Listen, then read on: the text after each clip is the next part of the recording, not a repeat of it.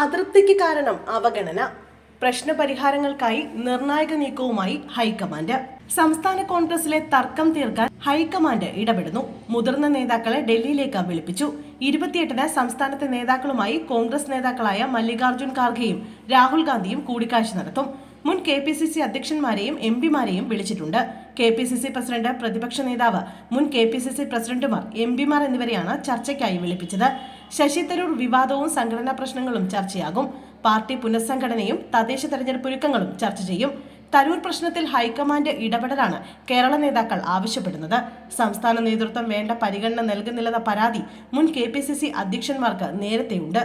കോൺഗ്രസിലെ പ്രശ്നങ്ങൾ തീർക്കണമെന്ന ലീഗ് അടക്കമുള്ള ഘടകകക്ഷികളും ആവശ്യപ്പെട്ട സാഹചര്യത്തിൽ കൂടിയാണ് ദില്ലി ചർച്ച.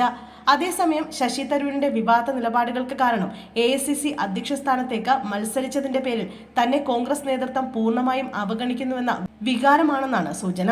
ലോക്സഭയിലും സംഘടനാ കാര്യങ്ങളിലും പാർട്ടി പരിഗണിക്കുന്നില്ല എന്നതാണ് തരൂരിന്റെ പരാതി. ഇടഞ്ഞു നിൽക്കുന്ന തരൂരിനെ ഒപ്പം കൂട്ടാൻ BJP-യിലെയും CPM-ലെയും ഉന്നത നേതാക്കൾ നീക്കം തുടങ്ങിയെന്നാണ് വിവരം. മുഖ്യമന്ത്രി സ്ഥാനാർത്ഥിയാകണമെന്ന ആവശ്യമടക്കം പരസ്യമായി ഉന്നയിച്ച് പാർട്ടിയെ പ്രതിരോധത്തിലാക്കിയുള്ള തരൂരിന്റെ നീക്കത്തിന് കാരണം കോൺഗ്രസ് നേതൃത്വത്തോടുള്ള പ്രതിഷേധമാണ്. ഒരു പരിഗണനയും പാർട്ടിയിലില്ലെന്ന് പരാതി അദ്ദേഹത്തിനുണ്ട്. ലോക്സഭയിൽ അർഹമായ അവസരം നൽകുന്നില്ല. വിദേശകാര്യങ്ങൾക്കുള്ള പാർലമെന്ററി സമിതി അധ്യക്ഷ സ്ഥാനം നൽകിയെങ്കിലും പൂർണ്ണ തൃപ്തിയില്ല. പ്രവർത്തക സമിതി അംഗം എന്നതിനപ്പുറം സംഘടനാ കാര്യങ്ങളിൽ റോൾ കിട്ടുന്നില്ല.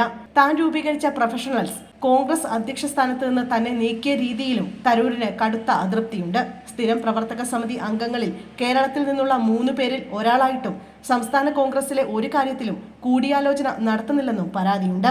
രാഹുൽ ഗാന്ധിയുമായുള്ള കൂടിക്കാഴ്ചയിൽ പരാതി അറിയിച്ച അദ്ദേഹം ഇതേ കാര്യം അടുപ്പമുള്ള നേതാക്കളോട് ആവർത്തിക്കുന്നുണ്ട്.